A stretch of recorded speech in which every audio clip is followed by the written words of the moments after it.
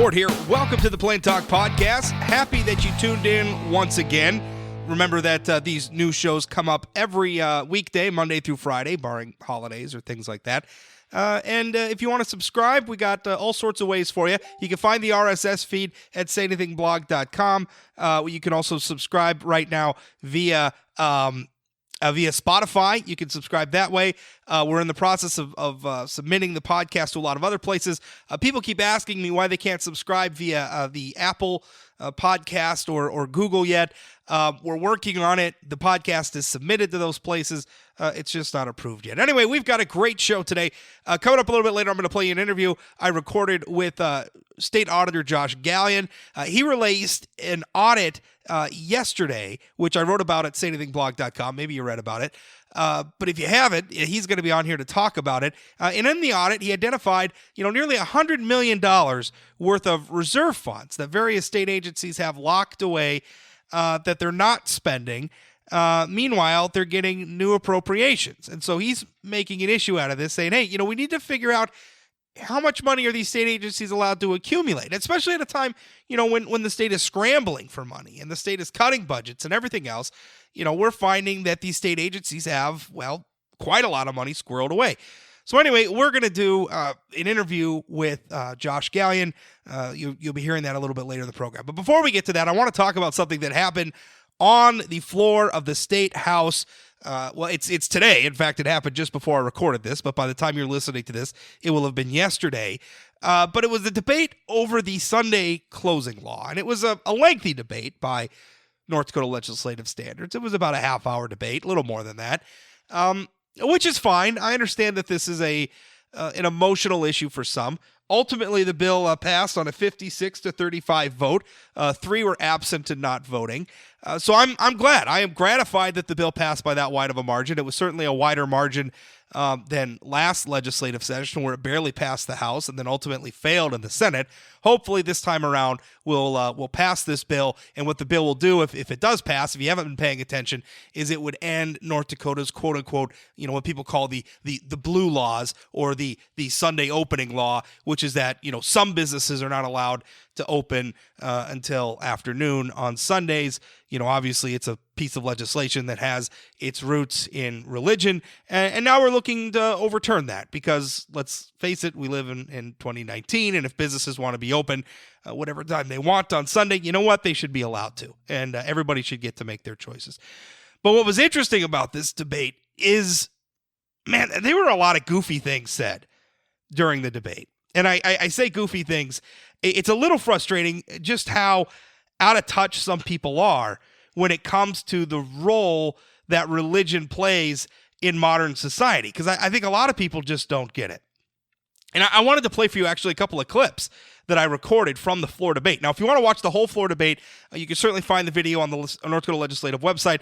I also posted a clip of it at sayanythingblog.com if you want to check it out that way. But let me play it. This is a first clip, and I thought this was a little funny, both in that it's a reference to Ghostbusters, which is not something you would expect to hear made on the floor of a legislative body, much less in this context. But Representative Jeff Hoverson, he's a Republican from Minot, made a reference to the Ghostbusters and a scene in the Ghostbusters with the Stay Puft Marshmallow Man in defense of not overturning the Sunday opening law. Let me play that for you. You remember the Ghostbusters of the 70s? Bill Murray and Dan Aykroyd? Well, in that movie, they're going after the ghost, and there's a marshmallow monster. This is in the 70s, and it's coming through town, stepping on buildings, and it steps on the church. And Bill Murray, who we wouldn't consider a strong church-going person, who knows where he's at regarding that, but he represented the culture of that 50%. And when the marshmallow monster, Stay Puft, steps on the church, Bill Murray says, "Hey, nobody steps on the church in my town," and then the Ghostbusters go after him. And I think that was the attitude back then towards the church. Even thieves and robbers didn't mess with the church. So I'm not sure what he's trying to say there. Like, by overturning the Sunday closing law, are we saying that that's somehow an attack on churches? Are we saying that it's equivalent to a fictional marshmallow monster stepping on a church if we overturn the Sunday closing law and says, listen, if you want to go to church on Sunday, you can go to church on Sunday. If you want to open your business on Sunday, you can open your business on Sunday? Like, I don't understand why people formulate their arguments on these issues in that context, as though allowing other people to choose for themselves is somehow an attack on what you want to do. Nobody is telling Representative Hoverson, or anybody else for that matter, that they can't go to church on Sunday, that they can't preach on Sunday, that they can't hold religious ceremonies on Sunday. Nobody is saying that you have to do any of that. All they're saying is that other people who might want to shop on Sunday, who might want to open their business before Sunday, can do so before noon. That's all it is. It's a permissive bill. It increases the amount of decision-making that the average person has. It increases the number of decisions that the average person can make. Now, I recognize that that's going to allow some people to make decisions that other people don't like, but you know what? Too bad. That's the price of living in a free society. That's the price of living in a society that's free. Now, if you want people to choose to go to church on Sunday, then you know what? Get out there and inspire them to do that. Explain to them why going to church on Sunday morning is a good thing. But, there's a lot of people who don't, maybe they're religious, but their Sabbath isn't on Sunday. There's a lot of people out there who aren't religious at all. We have atheists, we have Jews, we have Hindus, we have Buddhists, we have Muslims, we have all sorts of people. And they practice their religion all sorts of different ways. The Sunday closing law was built around, for the most part, a Christian worldview. And while I understand that to this day, most Americans are Christians, we cannot, in a society, have our laws reflecting that. And so what we need are permissive policies that, for the most part, allow people to live their lives the way they want to live them. That's where we need to go. But speaking of the liberty argument, I thought this was weird, too. This is Representative Sebastian Ertelt. He's also a Republican, and he's saying that the people pursuing an end to the Sunday closing law are not actually pursuing liberty. I'll let him explain it. And then there's the argument about the role of government. And what we hear is that I want to decide what is best for me, and I want to decide when I go shopping, and I want to decide when I open my business for sale of items. What we are really seeking when we are saying those things is not liberty. And that is what the argument is that those people are seeking liberty. And liberty is the pursuit of what is good. And so you're not seeking liberty in that case if you are going against God's law. What you are actually seeking is license. And license to do evil because it is not in accordance with God's law.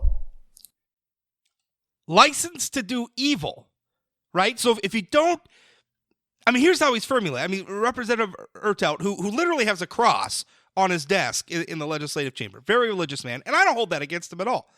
His religion is not my religion. I happen to be an atheist. He's a Christian, and that's fine. I respect that. And I respect Representative Ertelt living his life in accordance with his religious conscience. As a matter of fact, I routinely oppose legislation that tries to force Christians to, bake cakes for homosexual weddings. I think that that's wrong. I think that's a violation of their conscience. I oppose laws that, require, religious-minded business owners to pay for insurance coverage for abortions or for abortion medication or for even birth control. Now, I don't necessarily agree with all of those policy stances. If people, I'm very much pro-contraception, but I'm also in favor of people living their lives the way they want. My problem is that Representative Ertelt clearly doesn't feel that way. Because what he's telling us is that his God, like when he's referring to God, he's referring to his God. And what he's saying is that his God has laws. And that if you want liberty to, diverge from those laws, you're seeking evil. You're not seeking liberty, you're seeking evil. You're seeking license, is what he says. And so essentially what he's saying is that it's evil to diverge from his God's laws. And I'm just a little bit in shock hearing that. How can you be evil for choosing to, I mean, by his definition, if you are, say, another religion, if you're Jewish or Muslim, and then you follow that religion's teachings, which might contradict with Christians' teachings in some way, are you then evil? Are you then God's law? I mean, I'm not even sure that we could formulate a concept of religious liberty under what Sebastian Ertelt just told us there, right? Because how can you have religious liberty if Representative Ertelt is saying that God's law supersedes all other laws, right? Because that's how I don't know if that was in the clip or not, but that's how he led off. I mean, he said essentially, human laws are all subservient to God's laws, right? Well, of course, he's talking about his God's laws. And so how do we have religious liberty if we cannot have laws that deviate from Representative Ertelt's God? And the answer to that is we can't. We can't have laws that deviate from Representative Ertelt's laws. The way he's formulating it, which I'm glad that he's on the losing side of this argument, because that's not how it should be, again, in a free society. Let's think about it in terms of freedom of speech, right? Freedom of speech does not exist, right? The laws, the First Amendment that protects freedom of speech does not exist to protect, inconsequential speech, right? Or speech that is not controversial, right? The First Amendment exists to protect speech that is controversial, to protect speech that makes other people angry. It might inspire them to want to silence that speech. That's why the First Amendment has to exist, right? So that's liberty, right? Because you cannot have liberty unless you're willing to tolerate that other people are going to say things that you might not necessarily like. You can't have free speech. It can't be, I want free speech, but only for things that I agree with. It can't be that way. That's not liberty. That's not freedom. And so in this instance, we can't say that we have religious liberty in this country if we say that all of our laws have to be subservient to the Christian God's teachings. And by the way, there's a lot of divergence even among Christians about what those teachings are, which is why we have Lutherans and Presbyterians and Methodists and Catholics and everything else all under the Christian umbrella, because they don't even totally agree on what all of those laws and teachings are. And so I don't know, I hear stuff like that. It worries me that people like this are making laws, right? Because I could certainly respect anybody who has sincere, deeply held religious convictions, and I can appreciate even when they vote in favor of those convictions. But what I cannot abide is somebody standing up and telling us that the laws have to line up with their God's laws.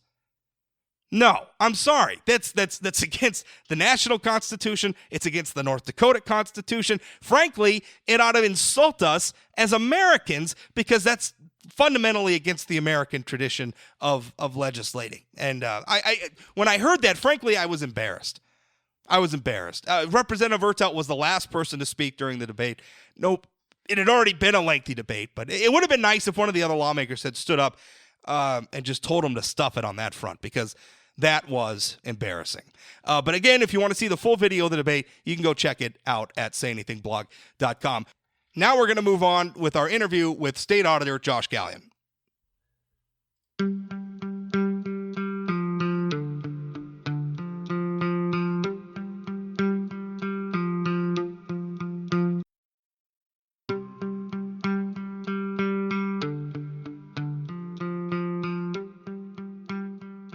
I have State Auditor Josh Gallion here with me. Josh, how are you? Great, Rob. Thanks for having me. You issued an audit report, and I got to tell you, this is not the sort of report that I'm used to seeing, and I've been writing about politics in North Dakota for going on 16 years now. Not the sort of report that I'm used to seeing from the auditor's office. Your report pertains to reserve funds that various state agencies have, and what you were looking for was essentially situations where a given agency has an accumulation of funds in a fund, but is still getting general fund appropriations. And I think the argument here is, should we look at maybe drawing down some of these funds? Do we need to be making appropriations when we have special fund money available? I know you're not making any conclusions from that, but essentially you're doing what the auditor should do and shining the light on this situation. The audit report's very good. I'm sure you can find it on the state auditor's website. I have a copy posted at sayanythingblog.com if you want to find it there. But first of all, Josh, tell us what was the impetus? What led you to initiate this audit? Well, Rob, I appreciate your observation that we are changing the way we approach performance auditing. To me, a performance audit should be wide-reaching. It should impact a lot of different areas because they are so time intensive. And so we look at, how do we add value? We've recently revamped our mission statement to provide informative audits to improve government. So really, when you take that mission statement, our job is to provide information. And as we continue to interact with state agencies through audits, we get different topics that come up. And one of them that came up was fund balances. And as we kind of did a little research on this, we realized there's a lot of special fund money out there. And if our mission is to provide information to shine the light, as you say, on our government entities, again, we didn't make any real conclusions here. We did make one compliance recommendation in this report, which is it. It's really to try to put better information in the public's hands, in our legislators' hands, so that yes, we can have better discussions. So as we go forward with performance audits, what you're seeing here is more what my vision is for how performance audits should be conducted. Now, what you just said here, there was one compliance issue, which is essentially a situation that rises to the level where policy is not necessarily being followed. The rest of it, I don't want to say what your argument is, but essentially what you're pointing out is we have these accumulations of funds. There's no policy that's not being complied with. There's not a compliance issue, but this is probably something a lot of people aren't aware of. In fact, I think what you're saying is there's an absence of policy here, and maybe there should be some policy, which of course is the legislature's job to decide that. Now, let's talk about the one compliance issue. That was the state electrical board. What was going on there? So when we uncovered this special fund balance, which was right around $10 million, we looked at the laws regarding their ability to collect fees. And it specifically states to cover the cost of inspection. And as we evaluate that, if their intent is to cover the cost, then they should not be growing really a fund balance. And what we've uncovered is back in 2008, their balance was a little over $2 million. And today, again, they're sitting over $10 million. So they are clearly charging fees that exceed costs, which would not comply with North Dakota Century Code. And yeah, so essentially the law says basically you could charge a fee to cover your expenses. And I think we would all understand we have a 2-year budget cycle. The economy in our state can be unpredictable. We can understand if they had a little bit of an accumulation, but a $10 million accumulation, that sure seems excessive, which of course your recommendation was, let's draw this down, let's redo fees. And I think the electrical board said, in fact, we have legislation in place in Bismarck now to address that. Correct. And that was our hope, to get this performance audit done so that if there were any requirements for the legislature, that we put that information in their hands, and any agencies on these lists or any commodities or commissions could then try to discuss that right now. Now let's talk about the rest of it though, because you found a number of funds. And I think in total, what was the figure? Like 94, 97 million, something in that ballpark that you found in special funds where there were special fund dollars available, and yet the legislature was making appropriations. Explain that number for me. So yes, when we set out, we had our initial objective to look at special funds in situations where there were also general fund appropriations available. And what we uncovered was the special funds were not being leveraged, and in those cases, the general funds were ahead of those special funds. And it was $97 million in fiscal year 2018. That is on page 2 of our report. And that does come from 17 out of the 26 selected special funds that we identified.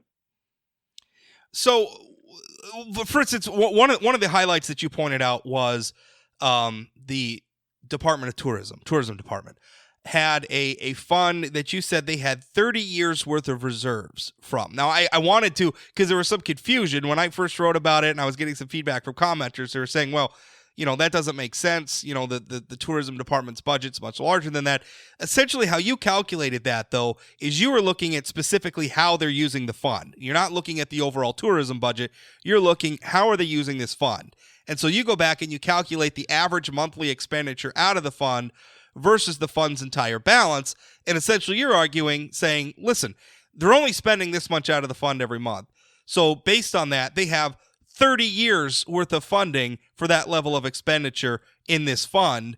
Is that maybe we should do something about? That's the conclusion there, right? Essentially, you're correct. So we talk about this on page 4 of the audit report. What we have here is we have a graph. So we look back at 2013, they were sitting at right around just under $450,000. Well, in 2018, they're up over $1 million. And as we evaluated the fiscal year 2018 monthly expenditures, the average came out to about $3,000 a month. And so when we looked at that, having only $3,000 a month in expenditures, but sitting on $1 million, we wanted to kind of highlight the fact that, at least have policymakers or the entity have those discussions as to why do they have $1 million if they're not spending it. Well, right. I mean, I think because the perspective that a lot of us got to look at is these are taxpayer dollars, right? These are money. This is money that was taken out of our economy through various forms of taxation or what have you, and was put into the government. And most of us think that when the government takes money from us, it's going to be towards some purpose. We're going to build roads with it. We're going to build schools with it. We're going to fund tourism marketing campaigns with it. Or even, we're just going to have some reserve funds sitting around because, again, as the past couple of budget cycles have proven, it makes sense to have some reserve funds. But if I think we do run into a problem if we just have money sitting in accounts and nobody really knows what are we doing with it? What's the purpose here? I mean, is there a policy? Is there an upper limit on how large these accounts? And that's really what you found as well. A lot of these accounts aren't capped, right? I mean, they could theoretically just grow and grow and grow forever. Correct. In several cases, there is no cap and there's no restriction on the amount of money that can be essentially stockpiled. And as we analyze the information and what we found over the course of time here, and I believe it's there's a graph. Let me get to it here. It's on one of the I think earlier pages of the report. We talk about page 3 here. What we identified or what we found is in these funds back in 2014, there was just under $100 million in some of these identified special funds. By 2018, they're up to $142 million. And so just in 5 short years, we've seen a significant increase, with the exception of 2017. There's a dip in the cash balances available. And if you recall, what happened in 2016, 2017 timeframe were the allotments. Right. Yeah. And so as we've seen these fund balances grow, we had to absorb allotments. Government agencies dipped into the special fund balance. But what's happened right after that is we're right back to a growth model. And the auditor's office, we're not trying to say that some of that growth is not proper. And as you mentioned, reserve balances could be good fiscal policy. All we're trying to point out is, if this is really proper, then we should probably have something spelled out. Yeah. It needs to be transparent. The public needs to be aware that, the government is collecting money, essentially taxes, from them. And we are, whether or not we're putting it to use now or in the future, but those discussions need to happen. Well, and I think what you said there is key. Having reserve funds may be good fiscal policy, but it should be a policy, right? There should be a policy that says, okay, you're authorized to have this amount of reserve funds, but once you hit a certain amount, that's it. You either got to give the money back or you do something with it, but you can't just accumulate money forever and build empires, which, I don't want to be accused, because I think most of our public servants are good people and they're trying to do the same thing, but it can be very easy sometimes to get a little bit of tunnel vision, and maybe forget that you're part of a larger organization. I think they work in their own little spheres sometimes and they get tunnel vision, which is why an audit report like this one, I think maybe just, rattle the cage a little bit and shake things up. And by the way, speaking of shaking things up, the reaction that I got, I don't know what sort of reaction you got, but the reaction I heard after I wrote about your audit report at sayanythingblog.com, what I heard from a lot of people was not a lot of people, but some people, some factions, some lawmakers even, said that you were grandstanding. This was a big nothing, and you're just out there sensationalizing it, and this wasn't very important. They were sort of dismissive of the audit. Now, that wasn't everybody, Josh, but what's your reaction to that sort of criticism? Well, with any audit that we do, it's not going to make everybody happy, and not everybody appreciates, the transparency. I don't know the people that you spoke to. People I talk to, they appreciate the information, and really that's the goal, is to provide information. And not everybody likes it, but and again, we're not trying to direct policy. We're not trying to say, other than our one recommendation, that anything is factually incorrect. And all we're saying is, this is what's occurring. These are the trends. This is the data, the fund balances. The public, the legislature, that discussion can now clearly take place.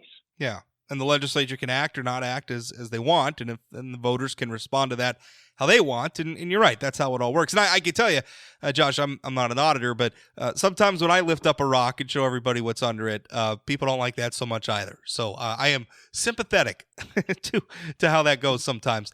Let me ask you another question, just to shift a little bit, because we started off this interview and you were talking about how you're trying to change the auditor's role in some of this, or change the approach of the auditor's office.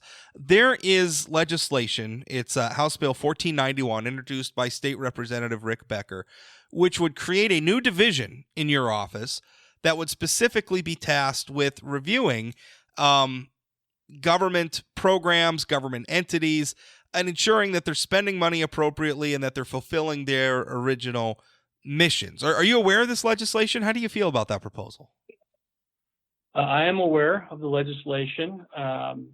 We will do the requirements of the legislature. All of our duties are outlined in Century Code, and if the legislature feels that there is a need for these services, then we will be happy to provide them. I mean, we are auditors.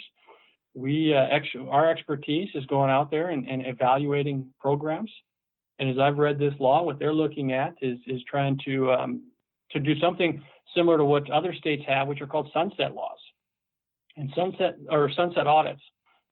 Sunset audits essentially evaluate programs, their effectiveness, the cost of delivering services, to provide information to policymakers as to whether or not the program or the entity should be modified, should be additionally funded, or potentially cut altogether. That's what the sunset component is to determine whether or not these programs continue to be viable and provide the services that the taxpayers expect. And if that's something that the legislature would like us to do, we would be happy to take on that additional responsibility. It fits very well into what we're currently doing. I think it's something that's needed. I remember I think it was 2 legislative cycles ago. Anyway, a former state representative, Ben Hansen, who's no longer in the legislature, but he had introduced a bill that would look at reviewing and sunsetting some of the boards and commissions our state has, which we have hundreds of boards and commissions. In fact, I think on the governor's website, you can go, there's hundreds of them. And I think at the time, Representative Hansen was telling me some of these boards and commissions hadn't met in more than a decade. So I think you reach a point where it's like, what are we doing? Do we need this anymore? Even if it's not costing us any money, maybe it's time to clear the decks on some of this stuff, which I think is what you're talking about. And what I like about Representative Becker's, because Josh, I think you have brought a new approach to the auditor's office, and you've talked about that. The thing is, though, if we elect a different auditor in the future, they may not have that same approach. They may have a different approach. I feel like what Representative Becker's bill does is institutionalize some of what you've brought to the office. Right? I mean, you're doing some of this on your own discretion. This would institutionalize and make sure, okay, this is how we're going to do it for the auditor's office going forward. And then every auditor coming in, this is part of your duties. I like that. It would add it to the law. And if it's in the Century Code as one of the state auditor's office's requirements, then yes, it takes the elected official out of the decision making.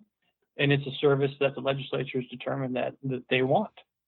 And what we find in this type of audit in other states, I think somewhere like Minnesota's conduct some of these, they've had a 27-to-1 return on investment. Or maybe, Minnesota could be higher than that. Texas could be 27-to-1. So what this audit can do is, if it costs $1 million to stand up a sunset audit team, over the course of time, they're going to have tremendous return on that investment.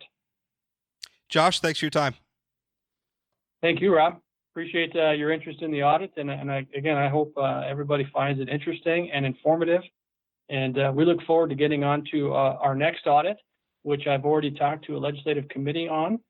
We are going to look at statewide fees and fines, so that the money, the taxes and revenue collected will be the next large audit that we conduct, and we hope that we have something like that we can talk about by the end of 2019. I have a feeling I'm going to be very, very interested in that one. So we're definitely going to be talking about it. Thanks again, Josh. Thank you. Appreciate your time.